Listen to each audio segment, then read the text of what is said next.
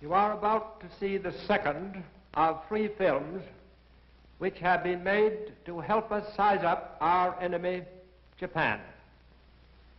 To beat the Japanese and to do the job thoroughly, we have got to understand them thoroughly. The Japanese are not easy to know. I've lived among them for 10 years. And I can testify that they are as different from ourselves as any people on this planet. The real difference is in their minds. You cannot measure Japanese sense of logic by any Western yardstick. Their weapons are modern. Their thinking is 2,000 years out of date.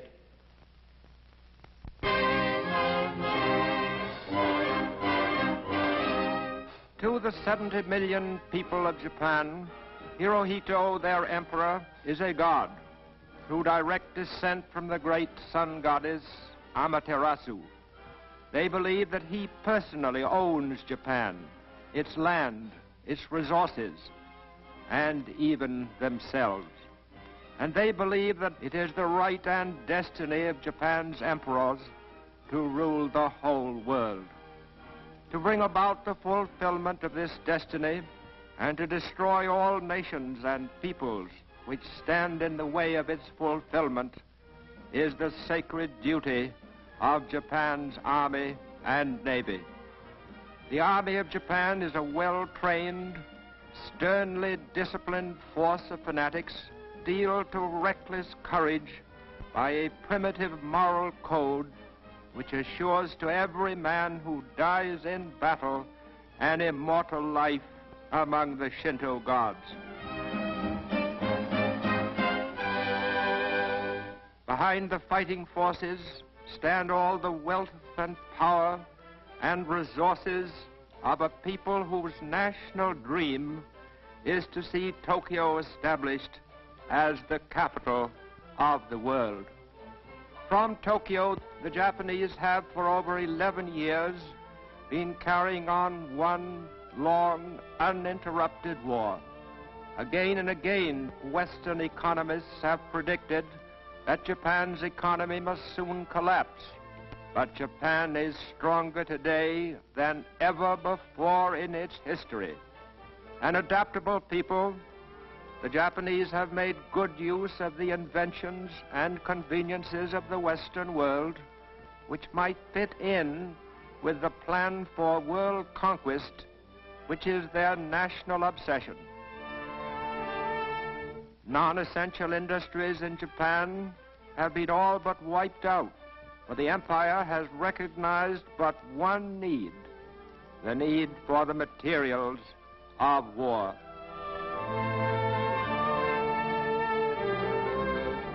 Efforts to hold down prices have failed, and inflation has decreased the purchasing power of the yen. Japan's gold supply is carefully hoarded, no longer forms a basis for her money, but Tokyo's bankers see their turn coming later, when Japan begins exploiting the lands it has conquered. Most eagerly sought securities on the Tokyo Stock Exchange are the shares of government-controlled corporations set up to develop the gold and iron and timber of the Philippines, the abundant rubber and tin of Malaya, the oil and quinine of the Dutch East Indies, all the raw materials needed to make Japan self-sufficient in a war which many of its leaders believe may last a century.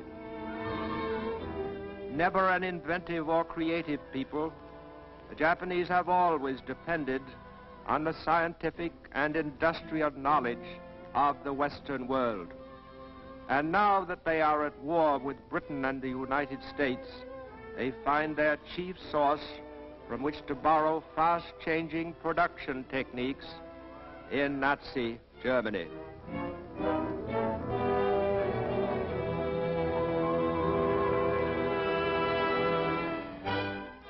In the theaters of Japan, Nazi methods of propaganda are also copied to good effect.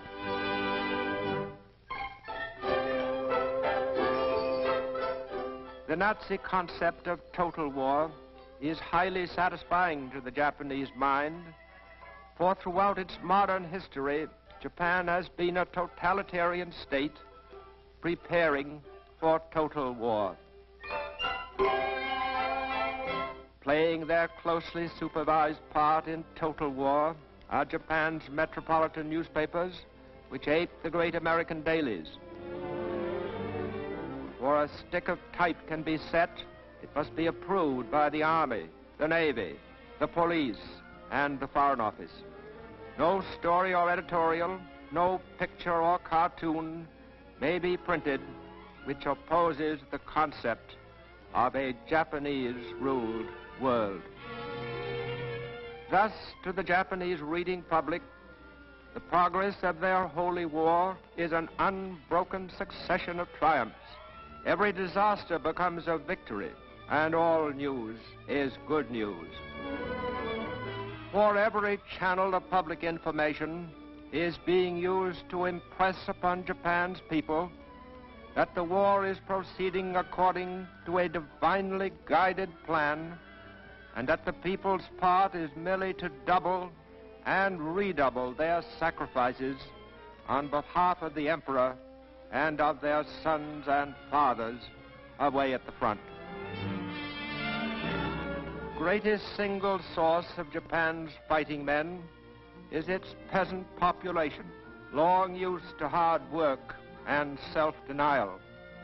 Toiling from before dawn to long after sunset, the farm family accepts hard work and squalor with the unfeeling stoicism of a disciplined race.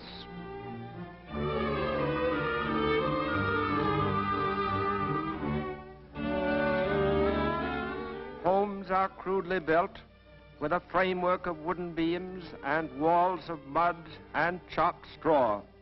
In these huts, Japan's peasants have for generations raised sons to fight for their emperor. There are few luxury crops in Japan today. Practically everything has been replaced by crops which give the greatest nourishment. All grain and rice belong to the state. The whole crop is bought by the government at a price just high enough to keep the peasant alive and working.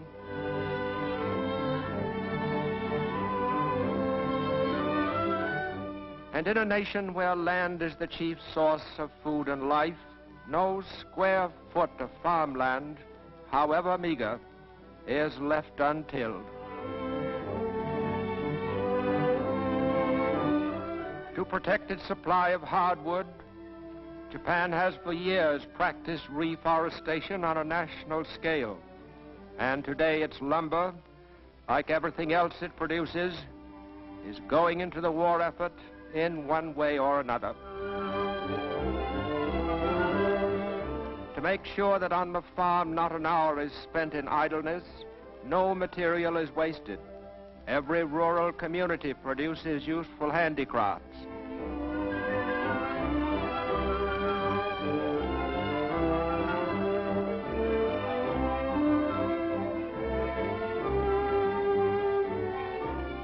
In the towns and villages, home industry is also the rule, and in these homes lies much of Japan's industrial strength.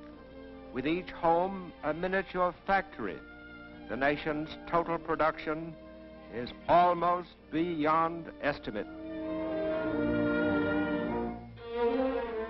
with the same fanatic zeal that inspires the soldiers whom they so devotedly support, the Japanese people are today working for the destruction of the land they fear and hate most of all, the United States, a land which more than any other the Japanese have cause to remember with gratitude and affection. For when in 1923 Japan was racked and broken by an earthquake, it was the United States which was first and most generous in giving aid. Into Tokyo and scores of other shattered and suffering cities poured millions of American dollars, shiploads of American supplies, to save lives, to heal the injured, and to help rebuild Japan. Today, Japan's restored cities are filled with mills and factories turning out materials of war. In these factories, there is no shortage of labor.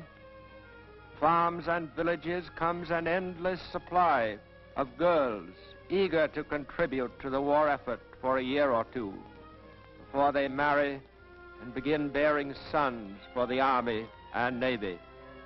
Willing to work 14 hours a day for little more than room and board, they find factory meals of boiled rice, fish, and tea better fare than they had at home. Since nearly a decade before Pearl Harbor, Japan's heavy industry has been mobilized on a war footing. Its materials, machine tools, and workmen integrated into a long-range program to build up and maintain the Japanese war machine. To make up for shortages of strategic materials, it accumulated great stockpiles of raw materials by importing them from China, India, the Netherlands East Indies, and from Western nations.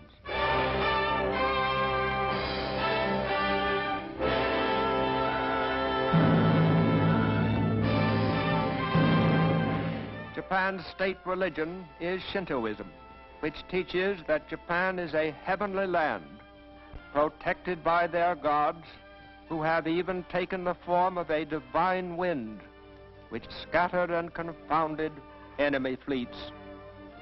Shinto gods exist in rocks, trees, and rivers, and even the souls of men who have died for their emperor are worshipped as minor gods.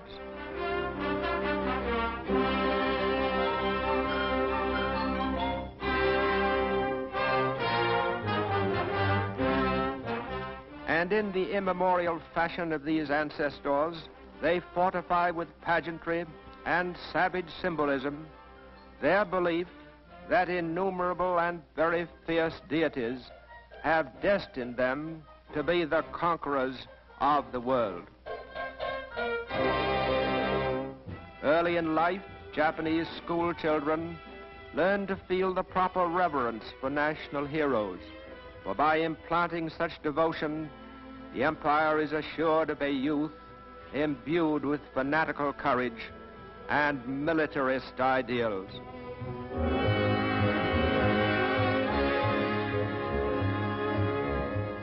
From infancy, Japanese children find their days strictly scheduled to the discipline of total war. In physical culture groups, they harden their bodies and learn the obedience to orders which will make them good warriors in later life.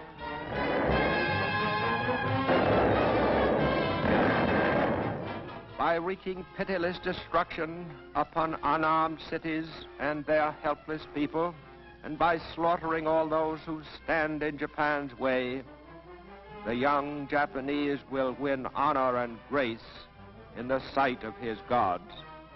For they have decreed that it is Japan's destiny to achieve mastery over the whole world, to bring to all peoples the blessings of the samurai code.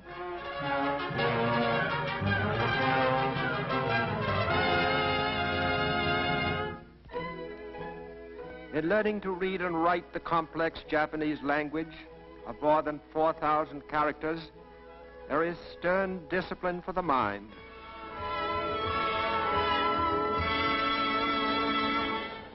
Never are they allowed to forget that the way of Japan is the way of the warrior, and that modern weapons of war are as glorious as the samurai swords with which their ancestors won honor and immortality.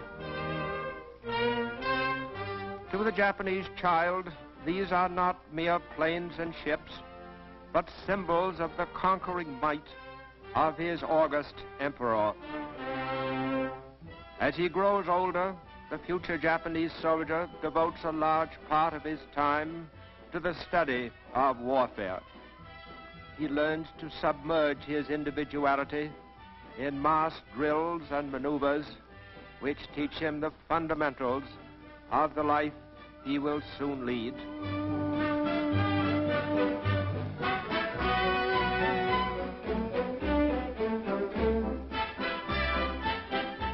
He is taught how to handle a rifle under a drill master who is both able and severe. He is trained so that handling a gun becomes second nature to him in preparation for the time when he will be a full-fledged soldier ready to die for his emperor. Anticipating worldwide expansion, Japan has for years maintained a school of military government and colonial administration, where picked young Japanese learn the approved attitude and method of ruling conquered people in a conquered territory.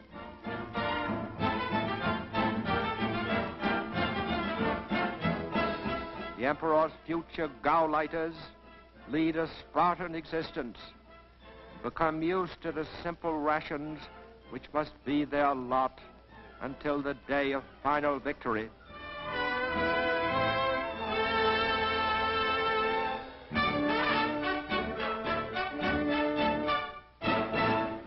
At 17, every Japanese becomes automatically eligible for military service. And on his induction into the army, his years of military training and ingrained discipline begin to serve the nation. Averaging only 5 feet 3 in height and 117 pounds in weight, the Japanese soldier is expected to compensate for his small size by his fanaticism in battle. Under the eyes of an elite corps of officers, the new soldier spends nearly 2 years learning how to take care of himself.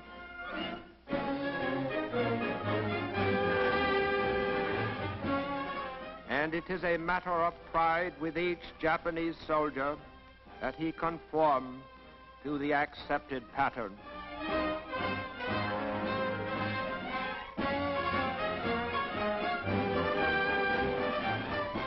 He is taught that the greater the odds are against him, the more glorious will be his death.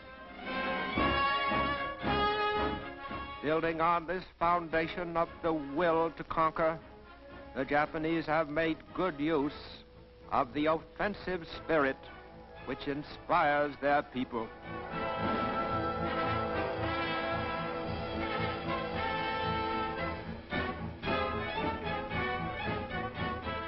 Today, they believe themselves well on the way to realizing their imperial dream, the dream of uniting all mankind into one worldwide household with Japan at its head. This, then, is the enemy, primitive, murderous, and fanatical. This people, this war machine, this empire can be beaten. But let us make no mistake, for total victory, we must make total sacrifice. Against the madness of Japan, nothing less than all our efforts will suffice to bring peace and security in our time.